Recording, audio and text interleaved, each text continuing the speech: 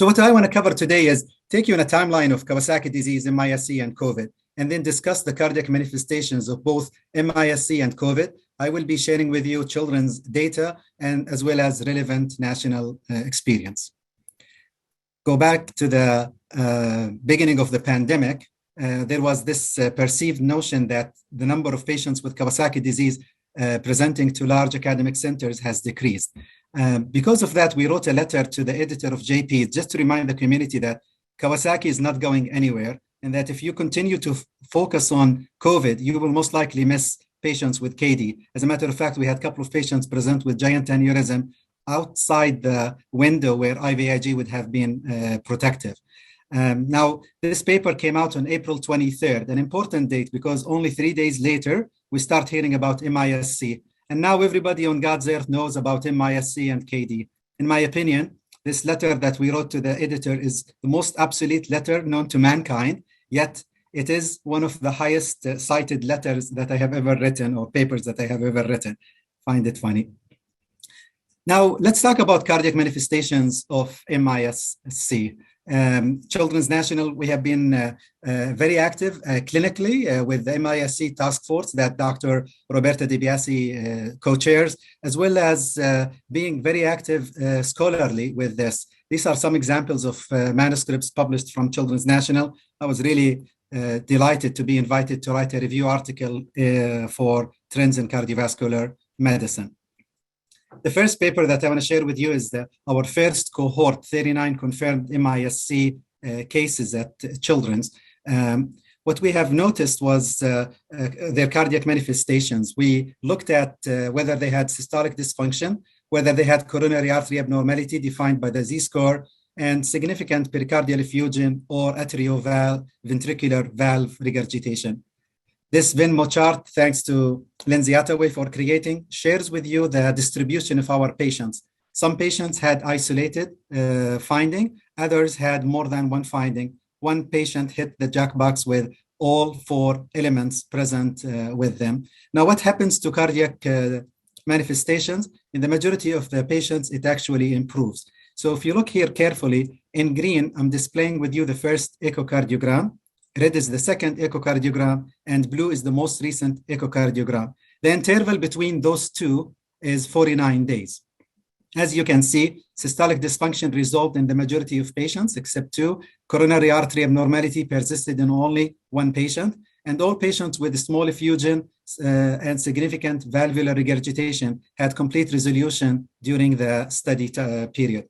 Now, what will happen in the long term? What does it mean to have a transient versus a persistent cardiac manifestation? Is something that we really need to study. So Gina's and Roberta's work with the longitudinal study is so important so that we understand long-term what happens to those patients.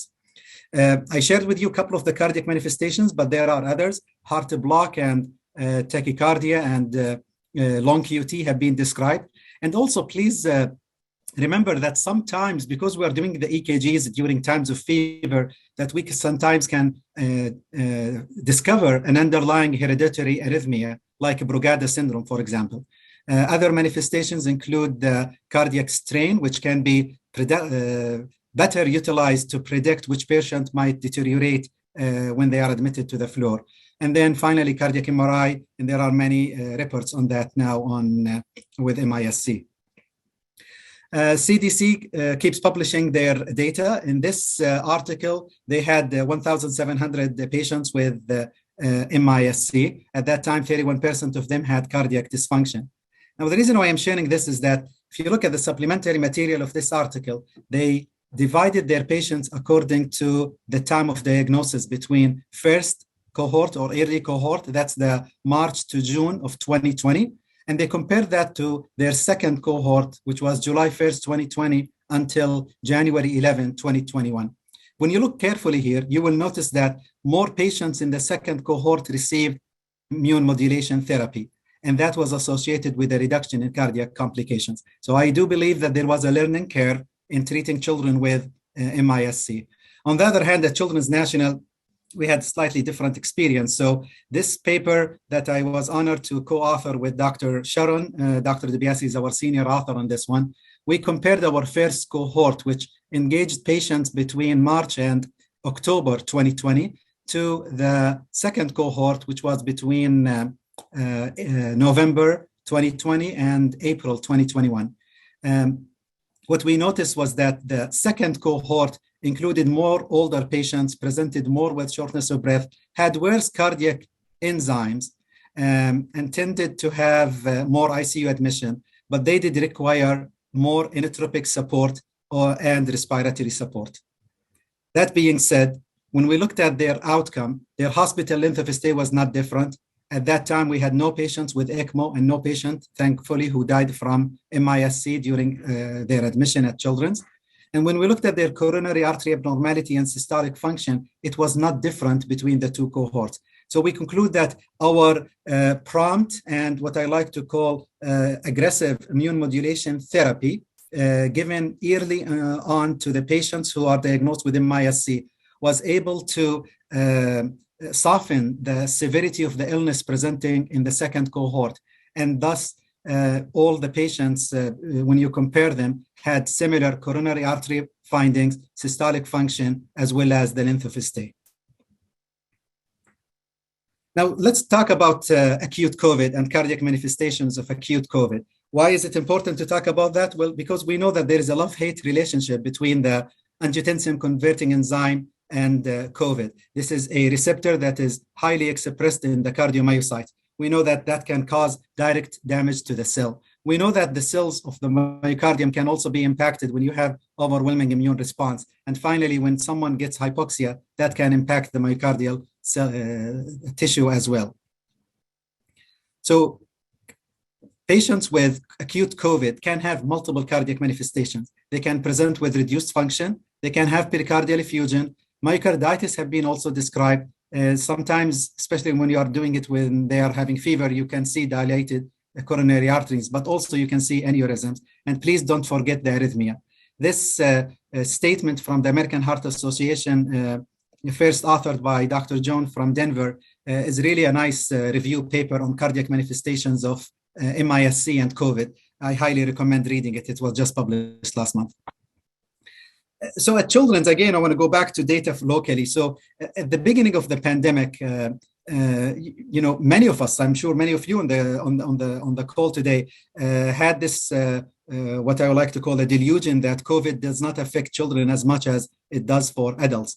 Well, we know from Dr. DiBiase that that's not true, that some children with COVID, especially those with underlying medical illnesses, they can have severe disease with their acute COVID infection.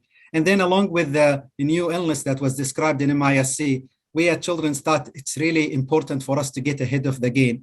And because of that, we decided to come up with a plan to care for those patients in a timely fashion. At the same time, as many of you had, we saw a reduction in the number of in-person visits in red at the beginning of the pandemic.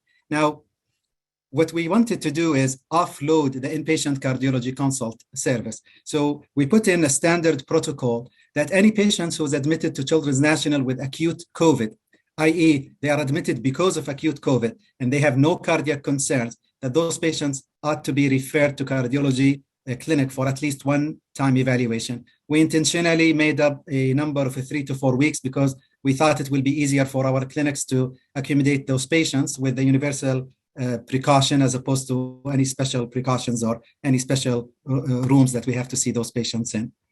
So now that it has been more than 2 years, I thought I'd share with you what we learned from this protocol. Between March 1st, 2020 and September 19, we had 285 patients with acute COVID who had at least one echocardiogram performed. For this project, we intentionally excluded those with MISC and those who were not admitted to the hospital. We focused on children less than 18 years of age. We end up with 161 patients. Those 161 patients were divided between those with no cardiac concerns, which represents a group 1 at an N of 88, and the group 2 represents patients who have at least one cardiac concern, and that N was 73. Each group was then divided whether the patient was admitted to acute care versus critical care. And then we compared the 4 groups. In the following tables, what I will share with you is a comparison between the four groups. I intentionally made it dark because what I don't want you to focus on is the fact that if you were admitted to the ICU, whether you are 1B or 2B, you tended to have more severe illness. I mean, that's a given. Or if you had cardiac concern, that you have more illnesses. I mean, that's expected. This is how we grouped the patients.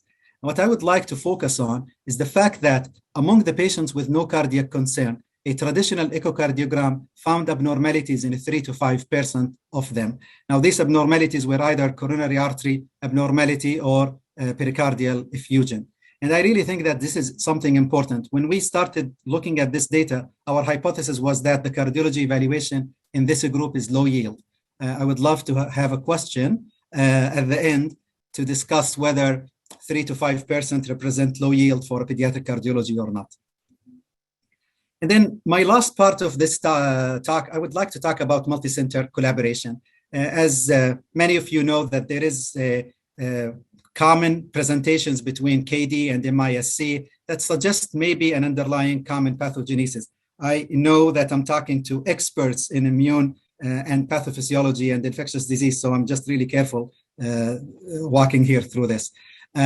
This abstract was presented last week in Geneva, and it talked about cardiac findings of both MISC and Kawasaki disease. I presented this on behalf of the International Kawasaki disease. Our goal was to compare demographic, clinical presentation, management, and outcomes of patients stratified by COVID status. Our hypothesis was that the certainty of COVID status from positive to negative would be reflected in a clinical gradient from MISC all the way through to Kawasaki disease with some overlap. And for those who don't know, International Kawasaki Disease Registry was established in 2013 with a focus on Kawasaki disease and coronary artery aneurysms. At the beginning of the pandemic, we decided to switch and to include all patients with MISC, COVID, and Kawasaki disease. It's a unique registry because it includes both Kawasaki disease and MISC, and it covers large geographical area, including North, Central, and South America, Europe, Middle East, and Southeast Asia.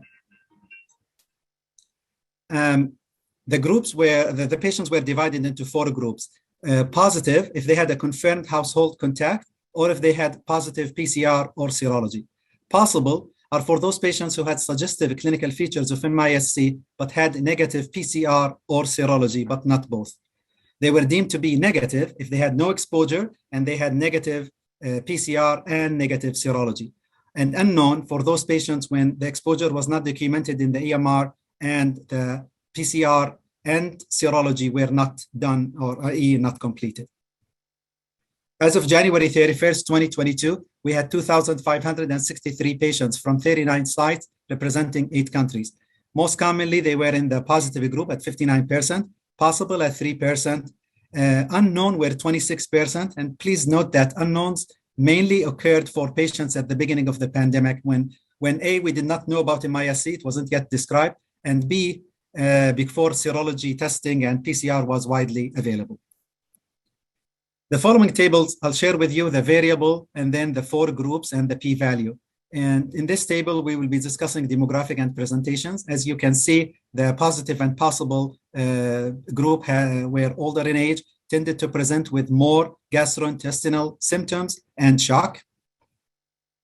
We looked at their Kawasaki disease clinical features. As you know, there are 5 features of Kawasaki disease. White represent no clinical features at all. And as the color gets darkened, the number of clinical elements increases per patient. Dark red represents all 5 elements. As one moves from positive possible to negative unknown, the number of clinical features increases, so do meeting the criteria for complete Kawasaki disease. When it came to what kind of therapy they received, the positive possible patients tended to see or had more immune modulation therapy. They had required more ICU stay and required more inotropic support. When we looked at their coronary arteries, we found that the most common findings is normal coronary arteries in blue. All groups had patients with dilation in yellow, small aneurysms in pink, but moderate and giant aneurysms were only seen in those patients with negative and unknown. Looking at systolic function as assessed by ejection fraction, normal is 55% and above. As you can see, positive and possible had lower mean ejection fraction. And when we look at it in a categorical way, abnormal function, you can see that positive possible had more abnormal function compared to negative and unknown. Finally, when we looked at the outcome, the hospital length of stay was longer for positive and possible. Positive patients had a reduced readmission rate.